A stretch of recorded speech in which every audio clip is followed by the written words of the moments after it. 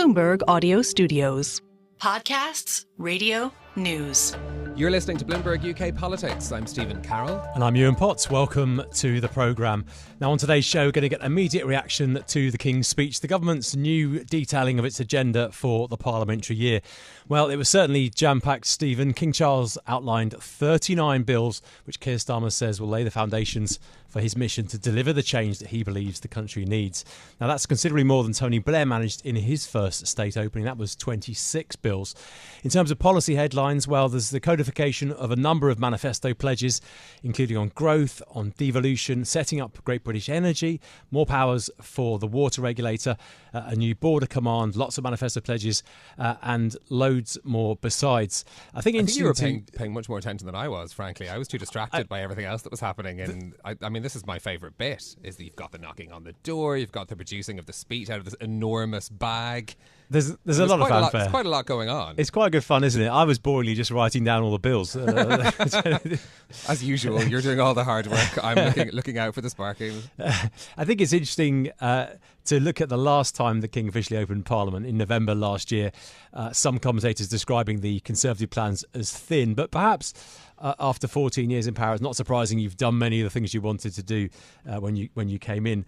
And of course, it should be said that these are the government's plans, and not every single piece of legislation will actually make it through the year. Not because of any big Commons rebellions. I don't think it's unlikely that Keir Starmer is going to lose any votes amongst his MPs. But bills can turn out to be more complicated than expected. And then, of course, there's also the Lords who slow things down as well. Yeah, I mean, look, it's quite a long list of various. You've got the Pension Schemes Bill, the National Wealth Fund Bill, the English Devolution Bill, the Passenger Railway Services Bill, Better Buses Bill, Bank Resolution Bill. It goes on and on and on. You were writing them down. Well, I've just been reading other people's lists, to be honest. Let's get some analysis, though, of what we heard in that speech. Our senior economics reporter, Philip Aldrick, is with us in studio, and our associate editor, Ailbhe Rea, is in Westminster. Phil, to you first. Much flagged in the manifesto already of some of the promises that are going to actually affect the economy. I mean, what's sort of the most important bit that we should be thinking about now that we've got the list of bills in a little bit more detail? I guess you sort of break it down into sort of growth and stability, because that's the driving mission of this government, to try and get the economy going again, and then you can pay for public services, etc. So, I mean, the key things seem to be the planning reforms, which obviously is to get more, the 1.5 million houses built, but there was also changes to basically the local areas will not be able to overrule. I think the principle will be that local areas will not be able to overrule certain planning decisions, and they can influence how they are built, but they can't overrule them, which sounds like a big change. Another sort of slightly overlooked change in the planning stuff, I think, is this idea that at the moment landowners can always claim when they sell property under compulsory purchase order. So places like Milton Keynes, the new towns that were built in the past, they get the government effectively buys the land, but under current law, the landowner always sells it at maximum possible price, even if it's a horrible piece of dirt that they're selling. And they're changing those rules, which will make the land more affordable for development. So that is another reason that you could see some rapid, better growth. And there's also stuff on pension investment to try and get more private capital into the country. By pooling these pension funds, and then obviously on public transport, there's new rail stuff and buses stuff, so that would be good for regional growth, as well as devolution. And the other thing, obviously, is the OBR kind of sits there as a backstop to all this to provide that antitrust type fiscal stability. So any fiscal event is going to have an OBR forecast from now on. So 2022 could never happen again, is the principle. Ailbhe, I want to get your first impressions. There's so much stuff in here, isn't it? It sort of feels like it's ticking every single box, all the kind of manifesto stuff, all the big policy areas. You sort of wonder what's left for the rest of the Parliament. But what are your first takes on this King's speech? Well, I guess because this is their first one, as you say, even though the plan is for this to all be introduced within the parliamentary year, I think you can imagine the next time there's a King's speech, some of these things will be in it again, because as you say, there's just so much in it that I think it could take more than a year for it to all be introduced. And also there are some sort of caveats baked in when you look more closely. So I feel I've covered so much of it already, but one interesting and more controversial area of this that our readers have been interested in is the quite sweeping reforms of employment rights that Labour has promised. That is in the King's speech, but as we have reported previously, before it becomes law, it will be subject to a consultation with business. So I think what we will see is that this is brought before Parliament, but then before it finishes, it goes off into this big tug of war with businesses and with trade unions, and maybe it takes a lot longer before it's introduced, or it's introduced in a rather different form. That's one, but there are some others. I mean, the Northern Ireland Legacy Act, then the Labour Party has been promising for quite a long time to completely repeal the last Conservative government's essentially amnesty on anyone who killed anyone during the conflict in Northern Ireland.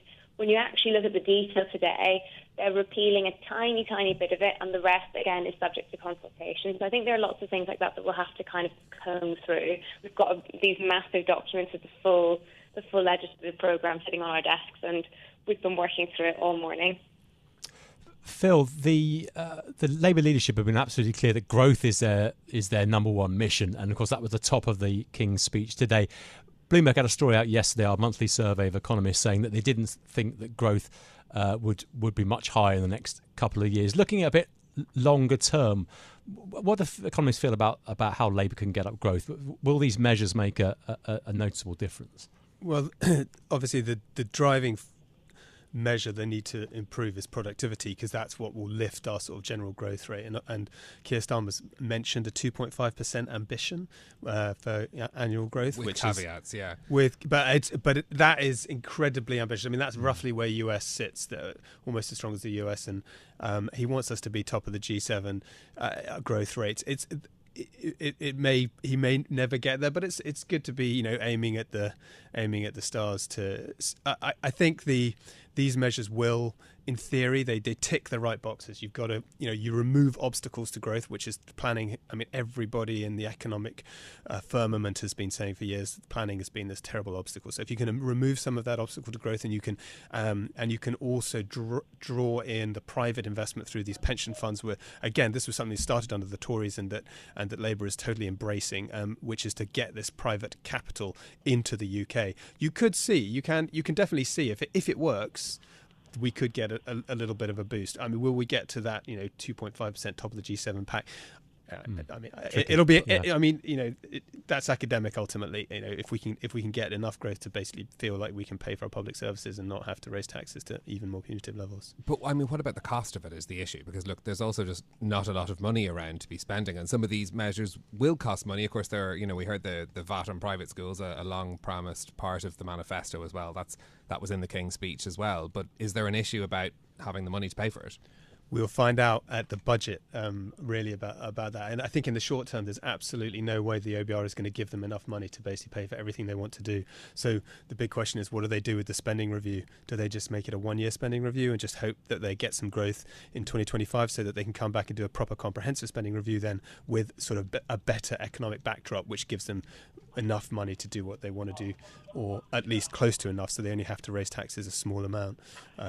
So yeah, that's going to be the big issue, September, October. Watch out for that. Ailbhe, what do you see as the controversial stuff in here? Obviously, planning is something which there are huge arguments over and have been for years. But what do you think could end up being quite tricky for the government? So I think that, as you say, I think planning will become controversial with, I suppose, external stakeholders. There's a real need to just build across the country, and essentially what this King's speech is implying, and what we've been seeing Keir Starmer and Ed Miliband say for quite a while, is that communities will essentially have green infrastructure imposed on them, and there will be a tiny bit of consultation on maybe how exactly it will work, but you don't get to say no to, for example, a wind turbine in your neighbourhood. And so I think that, Keir Starmer said he's prepared to make enemies over that, but we haven't seen him actually do that yet. That's definitely going to be controversial, and they know that. Everyone's already sort of gearing up for that political fight, I think. But then again, on workers' rights, I think that's a controversy that's quite important to the Labour Party, because Ailbhe Rea, the Deputy Prime Minister, is very close to trade unions, and a lot of these employment rights reforms, things like sick pay, rights from day one, strengthening trade union powers, things like that. These are really sort of core to the Labour Party identity. But people like Rachel Reeves, the new Chancellor, and Jonathan Reynolds, the Business Secretary, have been trying to woo business. And as Phil has been saying, the central mission of this government is to secure economic growth. And part of that, a big part of that, is securing private investment and keeping business on side. So even though they've outlined some of the workers' rights plans, I think within the Labour Party that will be tricky. And then also something that wasn't mentioned in the bill, but everyone is talking about here in Westminster, is this cap, the two-child benefit cap, sort of a limit on how much child benefit, basically welfare support, you can receive. It's limited to 2 children at the moment.